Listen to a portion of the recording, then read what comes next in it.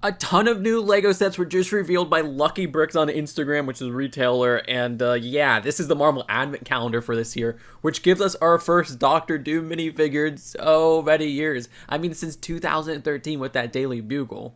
These aren't the highest quality pictures, unfortunately, but I absolutely love what I see here. The design of which has this really awesome new hood piece. That goes a long way. And the rest of the outfit is like a Santa Doom design, which is really cute. Also, Wolverine has this new torso print that's like an X-Men Christmas sweater. That's adorable. Now let's go into some of the spoilers of what's inside the Advent Calendar. You could skip to the next section if you don't want to see that. Okay, there's a Captain America snowman, which is pretty cute. I mean, you do get that Captain America from that crappy 4+ set last year, so that's something since that was like a previously exclusive version. But I'm not really seeing any other exclusive minifigures with this set besides those two that are on the front of the box. Very common ones too, like Ghost Spider and Spider-Man, which they spam in so many sets, lacking dual molded legs. I don't know, I would not recommend buying this at full price. The other builds don't really stand out from other advent calendars to me, and these always tend to go on clearance. Though yeah, Doctor Doom rules. There is a new LEGO Star Wars set that releases August 1st. Oh yeah, the Advent Calendar releases September 1st. And this is the Hutt Palace Sentry Droid Showdown. This will apparently retail for $50 in the United States, which, if you're a price per piece ratio person, that's a little bit better than some of the other Mandalorian and Grogu price per piece ratios, but not great. I mean, the build of this looks like a $30 set. This does have 415 pieces. I actually find it funny that they've canonized like the Boba Fett mech. Okay, I know it's not that, but dang, do the colors look like that's what's going on. The design here has our first Embo minifigure since 2011, which is very interesting. That's so long after, I mean 15 years. And that looks really cool. But I love this piece right here, which is Kibu, and the design there is an exclusive piece altogether. And the sculpt there, it looks kind of cartoony compared to the rest of the characters, but hey, I'm all for it. Beyond that, we get the Mandalorian and Grogu that we've seen in most of the other Mandalorian and Grogu movie sets. I mean, it's the same Grogu that's in most of the sets, not the more rare one without the Beskar printing. The mech has a little spot for Grogu to muck up the machinery. And this build at the side adds a little bit more value, even though it's nothing too special. There's also a $45 LEGO Star Wars Advent Calendar for this year.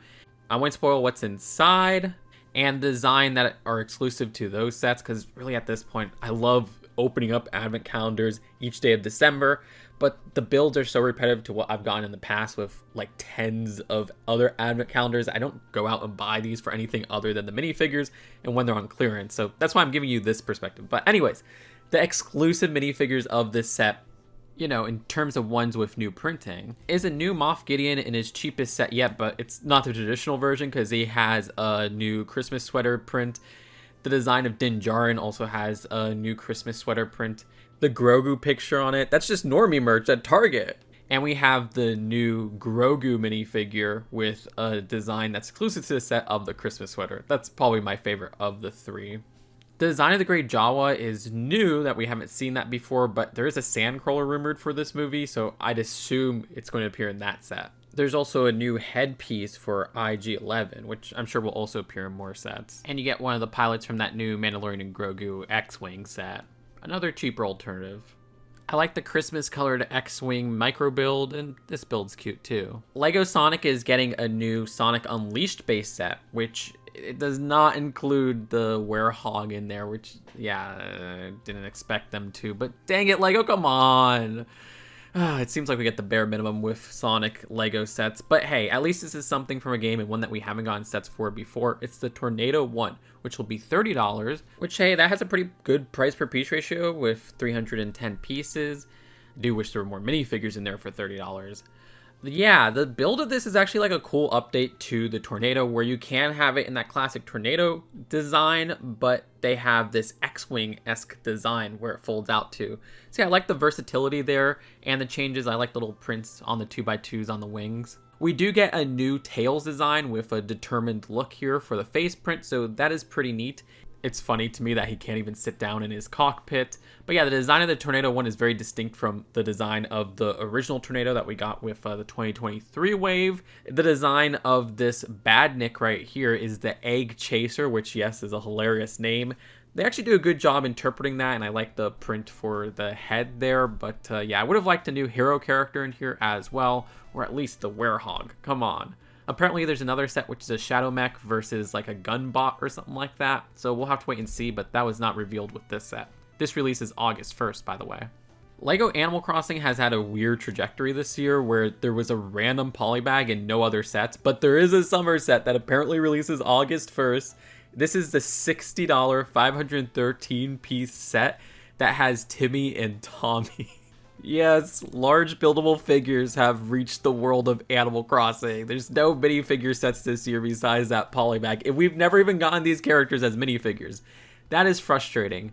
To be fair, the bridge project looks good, but yeah, I do really think that they captured these characters excellently. I like their torso designs, which use one of these pieces with some really nice printing on there. And hey, the faces and head here look absolutely perfect, which is not something I could say with some other summer buildable character releases for other licenses. There's like a little fishing spot, which seemingly is another nice print for this set. I like how the fishing spot could seemingly be twisted around. There's even like a larger design of the fossil print now on a 2x2 and the digging spot on a 2x2, which you could remove that to reveal fossil underneath. One thing I don't like about the buildable figures is that they seemingly can't stand on their own and they have to be on this 2x2 right here. So that's a little bit weird. I guess they're very top heavy with those big heads. And yeah, those big heads have some really nice prints at the front and with the ears at the top. And they have two different facial expressions.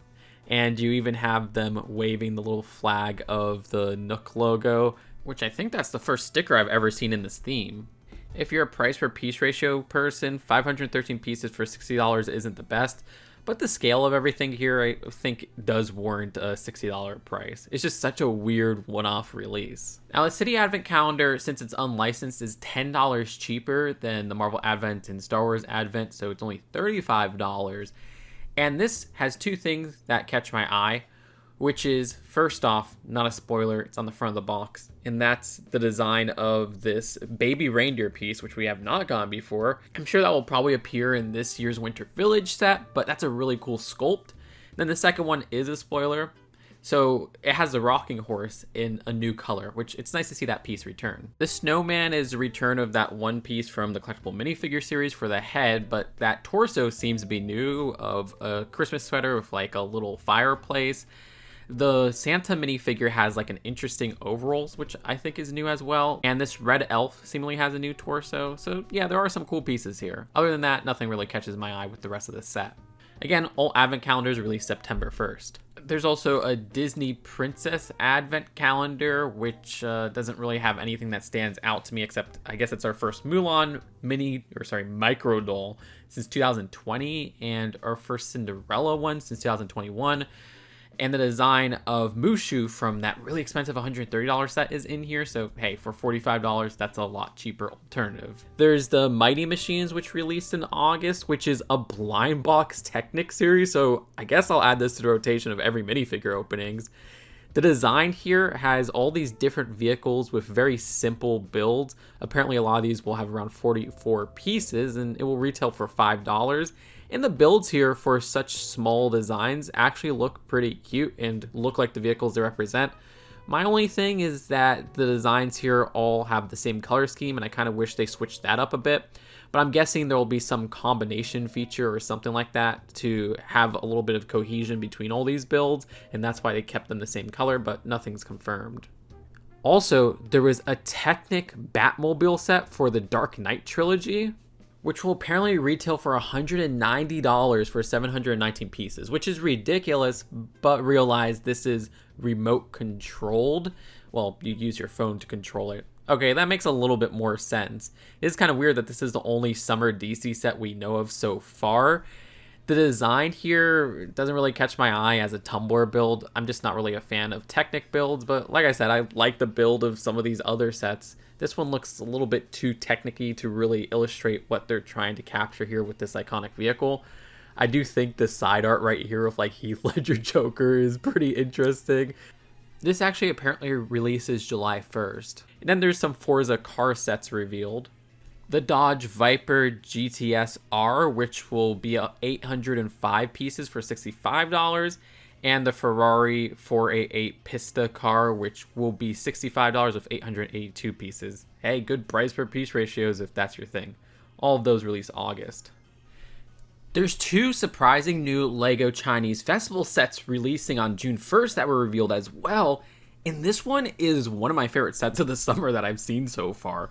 What a surprise. $130, and this is set in a totally different time. It's from the Song Dynasty. It's called the Ancient Moon Gazing Inn set. If your price per piece ratio, that's 1,530 pieces for $130 and 9 minifigures, one of which is a really awesome exclusive figure, even down to an exclusive hair piece, but we'll get to him in a second. I love hotels, and I love how this is just like an outdoor hotel from a totally different time period. Like, I'm getting vibes of my Disney vacation, the absolutely awesome little comfy rooms that we have going on here, which you could see a brief look at in these pictures, which I like how they have the little bed there. But this also has a downstairs that has like a little market section, as well as an eatery, which is really cute.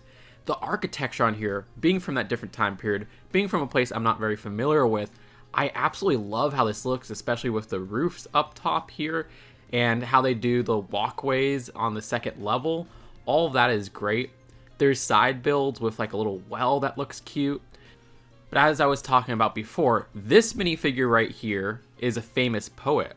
His name is, excuse any mispronunciation, Su Dong Po, who lived from the years 1037 to 1111. I love the exclusive face print, the torso, and the dress legs we got going on there. But like I said, I believe that hairpiece is totally new and exclusive to the set as well, which is welcome. There's so many new prints in these Chinese festival sets that I'm not sure how many of them are new to this specific set with the other minifigures, but I do love how this dress looks right here. I'm a sucker for purple. This torso is super cute. I love the colors they use there. Other details are seemingly stickered throughout the set, which, yeah, I wish those were prints, but it's not too many. I mean, there's like a hidden book even that we don't have too good of a shot at that I really want to see a close-up of. The wall art stickers are going to be really cool for just casual displays in houses. But yeah, I hope to get this set in the future. It's a really lovely and distinct build. Then there's this Prosperity Carp Leaping, which sure isn't a minifigure set, which is usually my main draw for LEGO, but I think this is another fantastic set. The play feature on here is freaking adorable, where you could just kind of spin these around. If I had that in hand, I would have so much fun just playing with that endlessly. But I do love how they have that wheel build right there of like this wave that's going on. Well, I guess it's not really a wave, but like a splash of water. That's awesome. And speaking of water, they have this really detailed build of these actual waves going on right here. That's super cool. And I love how they do the texturing on there with different colors and everything. Seemingly, this piece at the front is a print. And you get those two carps, which are really cute builds. I love how they get the colors on there as well. This set is $60 for 736 pieces, and yeah, looking at what's included, that's a good value. But let me know, out of all these reveals, which one's your favorite and which one's your least favorite in terms of themes? As much as I love Animal Crossing and Sonic as properties, this is the best set revealed in my opinion. Let me know what you think in the comments below. Subscribe here for more honest LEGO takes and up-to-date LEGO news. Seriously, click that subscribe button if you want LEGO news as it breaks. This is just the brink of the summer reveals. We're going to get a lot more in the coming days. I'll see you later. Peace out.